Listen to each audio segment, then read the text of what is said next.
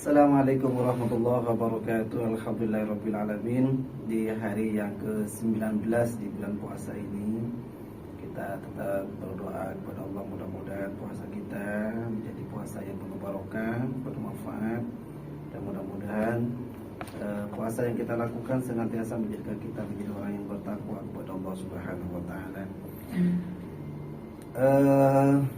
Para pendengar Radio Pasopati yang dirahmati Allah Subhanahu wa taala, salah satu bukti bahwa Islam itu merupakan Islam rahmatan lil alamin dan juga merupakan agama yang senantiasa memprioritaskan, termasuk memberikan dispensasi atau memberikan kelonggaran-kelonggaran hukum kepada orang-orang tertentu, yang mana orang tertentu tersebut dianggap atau ada potensi untuk kemudian ada masyaqqah, ada kesulitan, atau bahkan dianggap tidak mampu untuk melaksanakan kewajiban tersebut, maka Allah memberikan dispensasi tersebut untuk tidak melakukan kewajiban itu.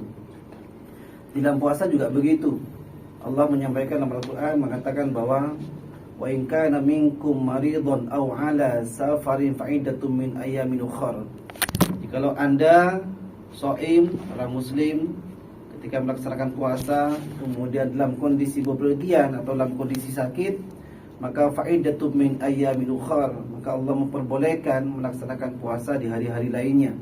Artinya Allah memberikan dispensasi, memberikan pengecualian bahwa orang tersebut diperbolehkan untuk tidak melaksanakan puasa, kemudian bisa melaksanakan puasa di hari-hari lain bulan puasa. Termasuk orang yang dianggap salah satu golongan atau seseorang yang dianggap ada potensi masyaqqah, disamakan dengan orang-orang yang melaksanakan bepergian atau bahkan disamakan dengan orang yang sakit, sehingga kemudian Islam atau Allah memberikan dispensasi untuk tidak mewajibkannya melaksanakan puasa di hari itu, tapi bisa melaksanakan di hari-hari yang lain, yaitu diantaranya adalah ibu hamil dan ibu yang menyusui. Para pendengar Pasopati yang dirahmati Allah Subhanahu wa taala, kita perlu mencermati bahwa kenapa orang hamil dan ibu menyusui itu kemudian diberikan dispensasi oleh Allah Subhanahu wa taala untuk diperbolehkan untuk tidak melaksanakan puasa. Ini ada satu hikmah di antara bahwa Islam itu betul-betul mengayomi. Islam itu yassiru wa la tu'assiru, mempermudah dan tidak mempersulit. Islam itu mempermudah dan tidak mempersulit. Jadi anggapan kalau misalnya Islam itu menyulitkan seseorang, menyulitkan kaumnya, atau menyulitkan orang yang memeluk agama Islam, itu sangat jauh sekali dari makna daripada orang memeluk agama Islam. Karena dalam hadis Nabi mengatakan sudah yassiru wa la tu'assiru, Allah mempermudahkan dan tidak mempersulit. Salah satu contohnya adalah ketika orang menyusui dan juga orang yang hamil, ketika dirinya itu merasa kesulitan untuk kemudian bisa menjaga stamina, lebih-lebih dia merasa kesulitan atau merasa khawatir terhadap janin atau terhadap putra-putri yang dalam kondisi menyusui tersebut, maka itu justru lebih diterima untuk kemudian tidak melaksanakan kewajiban puasa tersebut. Ini salah satu anggapan atau salah satu hikmah bahwa puasa itu betul-betul menjadi seseorang betul-betul bukan menyusahkan kepada seseorang atau menyulitkan kepada orang lain, tidak. Tapi ketika seorang itu merasa kesulitan dan merasa kesusahan melaksanakan puasa, maka Islam memberikan dispensasi untuk tidak melaksanakan puasa. Ini semata-mata biar orang Islam itu tidak merasa kesulitan, tapi justru merasa diberikan kemudahan-kemudahan. Apa kemudahannya? Diberikan kelonggaran untuk bisa melaksanakan ibadah puasa di lain bulan puasa.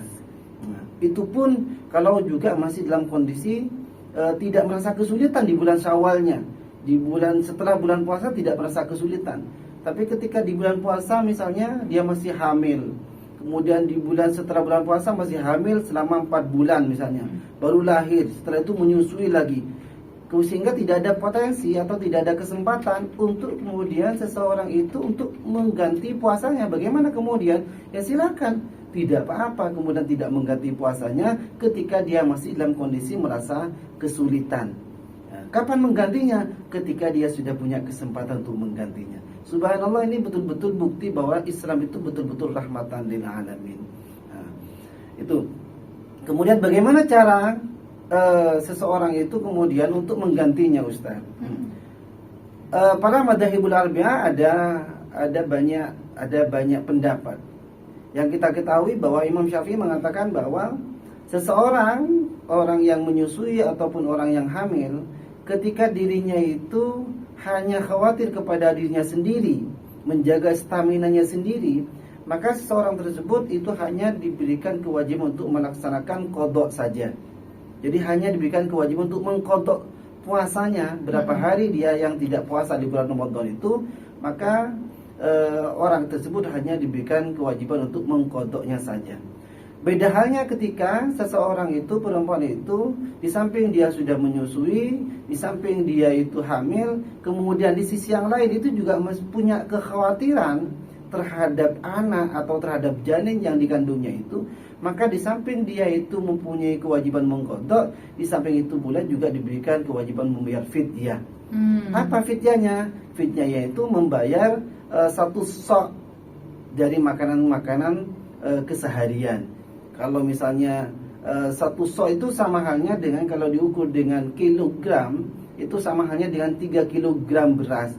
Jadi misalnya satu hari dia tidak berpuasa misalnya, maka dia punya kewajiban untuk memberikan mengeluarkan fidyahnya itu satu sok 3 kilogram itu satu hari. Kalau 2 hari berarti 6 kilogram. Kalau 3 hari dan begitu seterusnya. Jadi di satu hari dihitung satu sok, dikalikan beberapa hari yang kita tidak melakukan puasa itu. Bagaimana pendistribusiannya, Ustaz? Pendistribusiannya itu adalah karena di salah satu sisi fungsi atau manfaat daripada puasa itu adalah merupakan hablum minallah dan juga hablum minannas, hubungan vertikal kepada Allah dan juga hubungan horizontal kepada manusia yang lain. Maka yang harus dilakukan seseorang itu harus ada kontribusi kepada orang lain. Caranya bagaimana? Satu sok atau 3 kilogram beras itu diberikan kepada orang lain yang statusnya fakir miskin, sama halnya dengan orang-orang yang berhak mendapatkan zakat, yaitu fakir dan miskin yang menjadi prioritas. Sehingga ketika seorang itu mempunyai kewajiban untuk membayar fidyah, satu sok misalnya satu hari misalnya 3 kilo, maka 3 kilo itu diberikan kepada fakir miskin.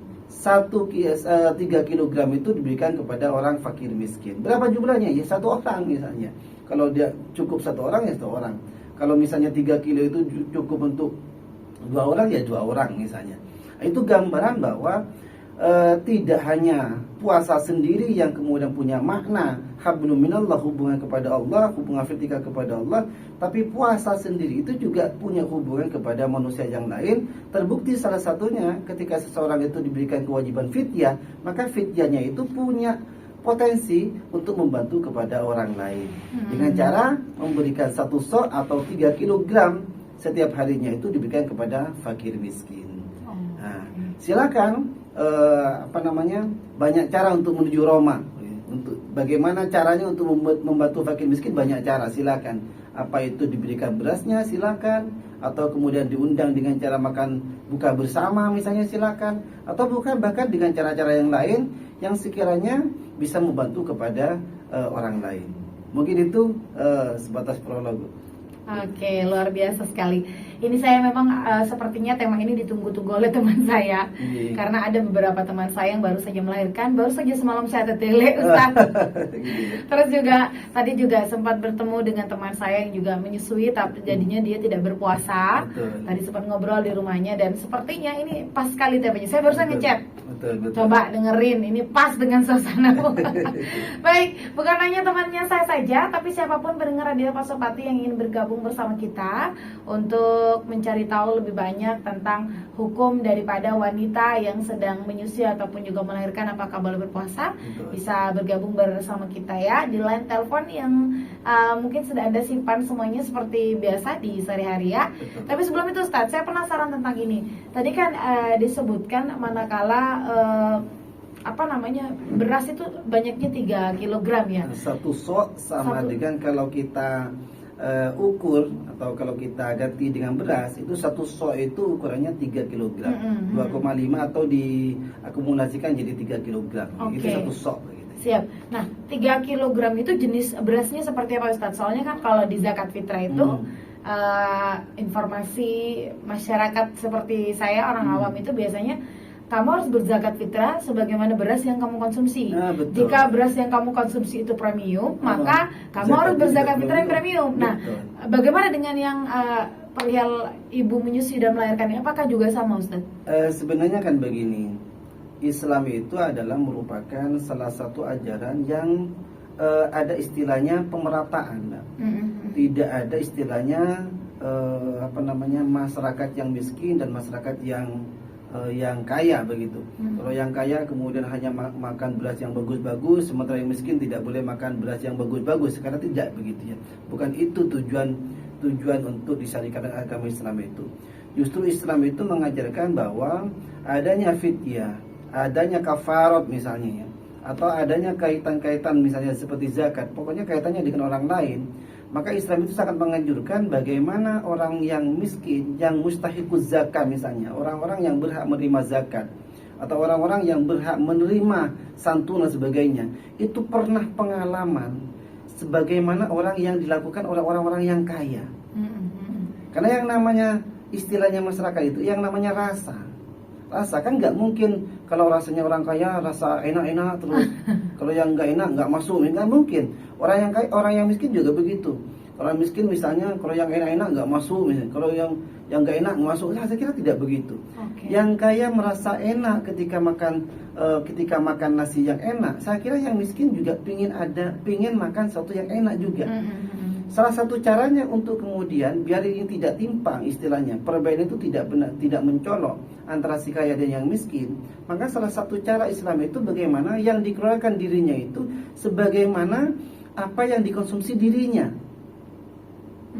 Maka ada satu hadis Nabi yang mengatakan bahwa kalau Anda makan sesuatu yang enak, maka Nabi pernah mengatakan begini, kalau Anda itu membuat sayur dan sayurnya sedikit, maka perbanyaklah kuahnya. Fungsinya apa? Karena mungkin dengan adanya lauk pauk yang sedikit, tapi dengan kuah yang banyak, otomatis dengan kuah yang banyak itu walaupun hanya isinya 1 biji aja, bisa diberikan kepada orang lain, sehingga orang lain itu tidak hanya sekedar mencium baunya orang yang memasak, tapi dia bisa juga mencicipi seperti apa yang dirasakan oleh orang yang membuat tersebut. Ini artinya apa? Artinya bahwa pemerataan dalam Islam itu betul-betul sangat diprioritaskan agar supaya tidak ada ketimpangan antara yang miskin dan yang si kaya. Ya mohon maaf gitu ya, terkadang salah satu kemungkaran yang dilakukan oleh seseorang terkadang berawal satu yang kecil seperti ini. Salah satu contoh misalnya, mudah-mudahan tidak ada. Ada di masyarakat itu ada orang yang kaya raya, sehingga kemudian yang dikonsumsi setiap harinya itu selalu makanan-makanan yang enak. Selalu gorengan-gorengan yang enak, sayurnya juga begitu, sayur enak, sehingga kemudian baunya itu kedengaran di mana-mana. Bisa kemungkinan orang yang mendengar baunya itu, ketika dia tidak mencicipinya, kadang dalam hatinya itu ada perasaan begitu. Ya ini mungkin dikatakan orang sombong, dikatakan orang pelit sebagainya, sehingga doa-doa orang yang lemah itu kadang muncul dalam pikirannya tidak sengaja. Mudah-mudahan satu esok hari Anda merasakan seperti apa yang saya rasakan. Terkadang muncul doa-doa begitu. Sementara doanya orang miskin, apalagi doanya orang mustad'af, itu kan dikabulkan oleh Allah Subhanahu wa taala. Begitu. Juga termasuk kebalikannya, dan ini juga sudah banyak sejarah-sejarah biasanya. Sejarahnya misalnya seperti sejarahnya ketika Nabi Musa, ada salah satu kaumnya yang fakir miskin itu, kemudian berdoa kepada Nabi Musa untuk kemudian dijadikan sebagai orang yang kaya raya. Tujuannya apa? Bukan semata-mata untuk mengenyangkan dirinya, bukan semata-mata untuk kemudian dirinya itu bisa membeli yang diinginkan, merasakan sesuatu yang diinginkan, tidak. Tapi orang yang miskin tadi itu ingin sekali untuk bagaimana bisa membantu orang miskin yang lainnya, agar supaya orang lain itu tidak merasakan seperti dirinya ketika miskin. Begitu. Apa yang terjadi? Didoakan oleh Nabi Musa kepada Allah dan betul-betul dikabulkan. Orang tersebut jadikan orang yang kaya raya. Setelah jadi orang yang kaya raya, apa yang dilakukan oleh umatnya Nabi Musa itu? Dia membuat gedung yang besar, dan gedung yang besar itu diberikan 4 pintu, dari arah sana diberi timur ada, selatan ada, semuanya. Tujuannya apa? Biar masyarakat yang miskin di arah timur langsung masuk, orang yang barat langsung masuk ke pintu tersebut, langsung masuk ke gudang tempatnya harta itu. Sehingga dengan seperti itu, maka kemudian yang kaya tadi itu sangat mudah memberikan kekayaan itu kepada orang, berbagi kekayaannya kepada orang miskin. Sehingga ketika itu tidak ada orang miskin yang ada di masyarakat tersebut, sampai mencari ke masyarakat lain, sampai mencari ke masyarakat lainnya. Sehingga kemudian yang konon katanya yang kemiskinannya itu hanya diberikan jatah oleh Allah 1 tahun, tapi karena kedermawanannya kepada orang lain, sehingga orang lain itu berdoa kepada Allah untuk agar supaya yang miskin yang sudah jadi kaya itu dikayakan terus oleh Allah Subhanahu Wa Taala. Apa yang terjadi? Kekayaan itu bukan hanya kaya 1 tahun, tapi justru bertahun-tahun jadi orangnya yang kaya. Ini semata-mata apa? Semata-mata mungkin doanya orang yang pernah mencicipi kekayaan orang tersebut itu juga mendoakan agar supaya orang yang memberi itu kekayaan selalu langgeng diberikan Allah kepada dirinya. Nah, siapa tahu di masyarakat kita seperti itu, hanya diberikan kuahnya saja dia sudah berdoa, ya Allah, mudah-mudahan orang tadi itu yang memberikan makan kepada kami, mudah-mudahan dimurahkan rezekinya, dimudahkan rezekinya, disehatkan, dipanjangkan umurnya, kan begitu. Kebalikannya juga ketika seorang itu cerai misalnya, kreket atau pelit sebagainya, hanya orang lain itu hanya dikasih informasi, hanya mencium baunya, tapi tidak pernah memberi rasa kepada orang lain. Jangan-jangan orang itu berdoa, mudah-mudahan begitu, dia satu saat akan pengalaman seperti apa yang saya alami hari ini, yang saya alami orang miskin hari ini. Jangan-jangan berdoa begitu. Inilah makanya ketika dia memberikan itu, maka kita jangan melihat kepada yang dikonsumsi orang lain, tapi kita harus melihat yang dikonsumsi oleh kita sendiri. Kalau kita yang dikonsumsi yang enak-enak, yang marilah kita dengan sadar diri kita berikan kepada orang lain seperti apa yang kita nikmati atau konsumsi hari itu. Itu saya kira Islam itu akan mengajarkan begitu, saya kira. Oke, siap Ustaz. Baik, ini barusan saya sudah memancing teman-teman untuk bergabung. Alhamdulillah ini sudah ada yang bergabung. Assalamualaikum, saya Kiki dari kawasan Gerujukan. Waalaikumsalam warahmatullahi wabarakatuh. Mohon izin Ustadz bertanya, Ustadz, bagaimana jika seandainya saya ini tidak mampu membayar fidyah? Saya dalam posisi menyusui, tapi saya siap untuk mengganti. Tapi bolehkah seperti itu, Ustadz? Mohon penjelasannya. Seperti yang saya sampaikan tadi, bahwa Islam itu yasiru wa la tu'asiru. Islam itu mempermudah dan tidak menyulitkan. Ketika seseorang itu misalnya dia sudah, ya mohon maaf gitu ya, mudah-mudahan yang bertanya ini dijadikan orang yang kaya raya oleh Allah Subhanahu Wa Taala. Ketika dia itu tidak mampu membayar fidyah, walaupun hanya 3 kg misalnya, dia tidak mampu, ya kewajibannya ya sudah, kewajiban hanya mengqadha saja, begitu. Karena memang Islam itu memberikan kewajiban kepada seseorang sesuai dengan kemampuannya. Ketika orang itu tidak mampu, ya otomatis tidak diberikan kewajiban oleh Allah Subhanahu Wa Taala. Ada ayat Al-Quran itu mengatakan bahwa Allah memberikan kewajiban itu kepada orang yang mampu untuk melakukannya. Ketika dia tidak mampu, berarti dia tidak diberikan beban untuk melakukan kewajiban tersebut. Dia hanya wajib punya kemampuan untuk membayar qadha puasa, ya sudah dia lakukan. Kemudian dia, atau kebalikannya, kalau qadha kami tidak mampu Ustaz, hanya mampu membayar fidyah, karena fidyah itu tidak ada kaitannya dengan kesehatan, tidak ada kaitannya dengan bayi kami, ya sudah bayar fidyah aja. Senyampang dia mampu untuk melakukan, ya sudah kita lakukan. La yukallifullahu nafsan illa wusaha. Jadi Allah itu tidak akan memberikan beban, tidak memberikan kewajiban kepada seseorang kecuali orang itu mampu untuk melaksanakannya. Jadi kalau tidak mampu, ya sudah jangan dilakukan. Satu lagi ini Pak, kadang orang, ya mungkin kemarin sudah kami sampaikan di episode yang kemarin gitu ya, kadang orang itu memaksakan diri. Gimana itu? Memaksakan diri itu semata-mata karena dia sudah punya kewajiban, diberikan kewajiban oleh Allah. Islam lah mewajibkan dia, satu dia wajib diberikan kewajiban mengqadha, di sisi yang lain dia diberikan kewajiban fidyah. Sementara dilihat dari sisi orangnya, Di sisi kesehatan dia tidak mampu untuk membayar qada. Di sisi ekonomi dia tidak mampu membayar fidyah. Tapi dia semata-mata keinginan tinggi begitu, memaksakan diri lah istilahnya, memaksakan diri untuk kemudian membayar kedua-duanya.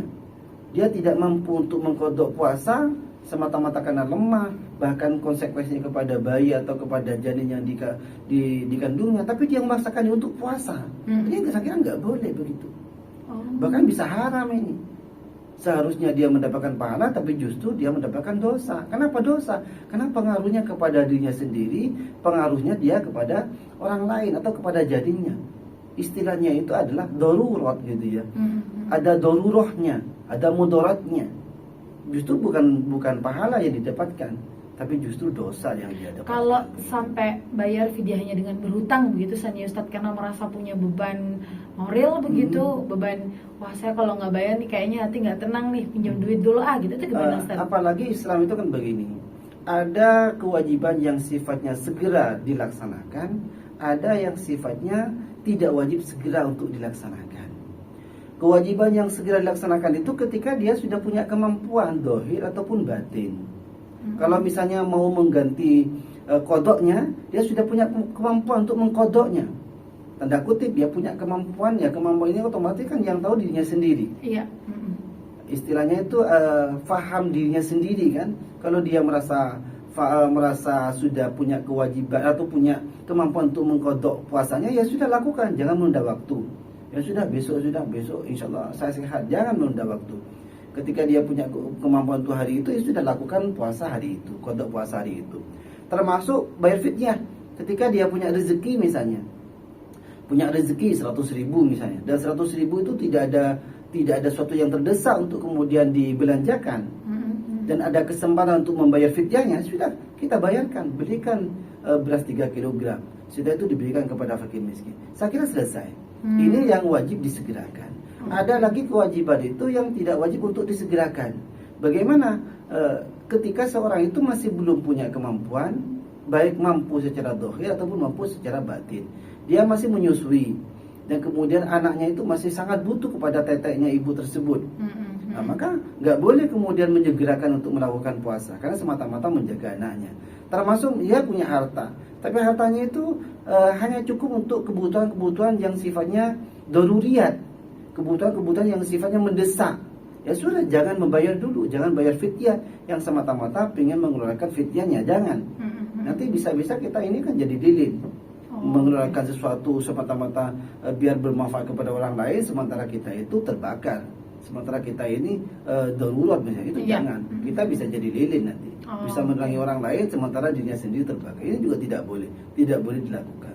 Yang boleh dilakukan ketika seseorang itu punya kemampuan dohir, misalnya mau bayar kodoknya, dia mampu sehat batin, sehat dohir, termasuk juga bisa menjaga anaknya atau bisa menjaga janinnya dalam kondisi tidak akan berpengaruh apa-apa ketika dia berpuasa, dan dirinya sendiri mampu untuk melaksanakan puasa, ya sudah kita laksanakan. Tapi kebalikannya, ketika tidak mampu kedua-duanya, tidak mampu untuk melaksanakan qada, tidak mampu pula untuk membayar fidyah, maka jangan memaksakan diri untuk melakukan kedua-duanya. Oke, siap. Pokoknya intinya adalah yasiru wala tu'asiru. Nah, oke, jadi itu intinya ya teman-teman ya. Nah, ini ada satu lagi Ustaz dari Salma di kawasan Ijen. Assalamualaikum warahmatullahi wabarakatuh. Waalaikumsalam warahmatullahi wabarakatuh. Ustaz, sebenarnya untuk tidak berpuasa pada saat hamil atau menyusui itu wajib atau tidak Ustaz? Soalnya saya sendiri ini sedang menyusui, tapi karena saya dibantu susu formula, jadi saya memutuskan untuk berpuasa, dan anak saya hanya saya kasih menyusui di malam hari. Gimana Ustadz? Apakah boleh seperti itu? Ada dari Al-Quran dan juga hadis Nabi, Pak. Pertama, Al-Qurannya seperti yang saya sebutkan tadi. Faman kana minkum maridun aw ala safarin fa iddatun min ayyamin ukhra.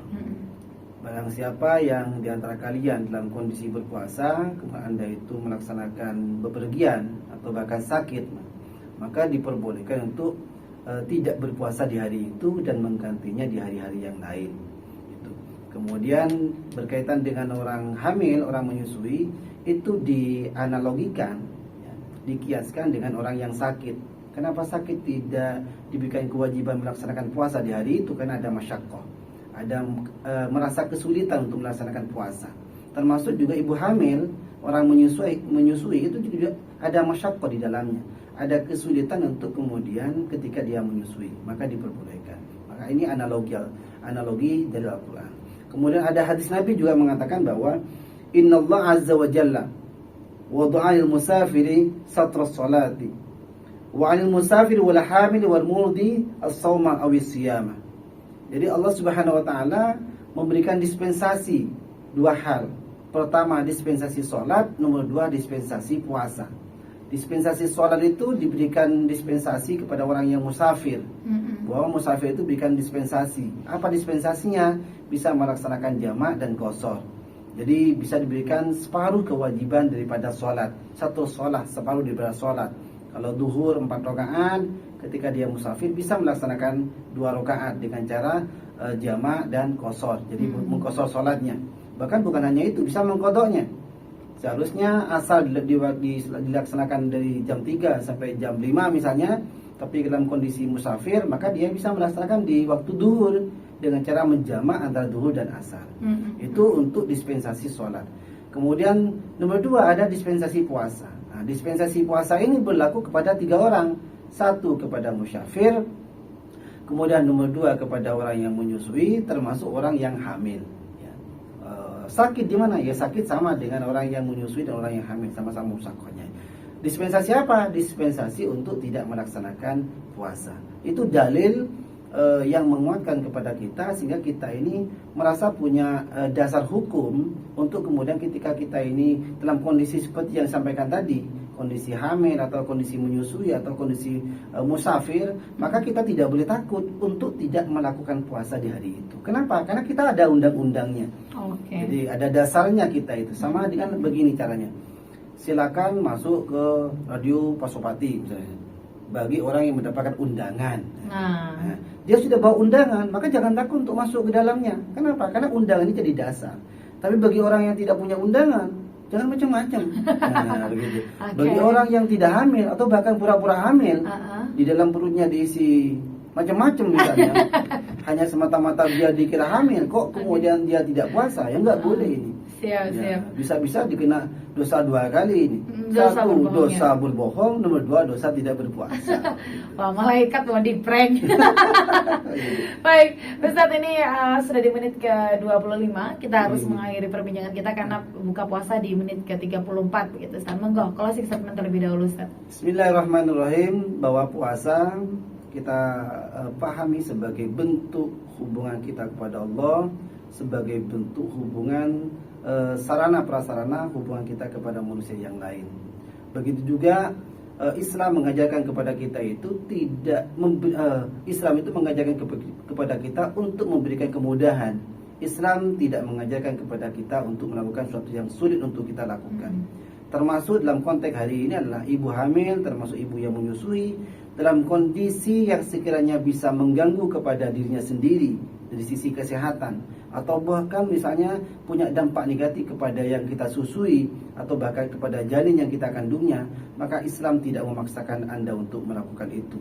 Dan Islam memberikan dispensasi untuk tidak melakukan puasa, tapi diberikan kewajiban untuk melaksanakan qada puasa, termasuk kalau misalnya dia punya kekhawatiran kepada anak dan janinnya, maka dia juga punya kewajiban untuk melaksanakan fidyah. Senyampang Anda bisa melakukan, silakan lakukan. Jangan pernah menunda waktu, karena ketika menunda waktu kesempatan tidak ada, maka Anda akan menjadi orang yang menyesal. Mungkin seperti itu. Siap, terima kasih Ustadz.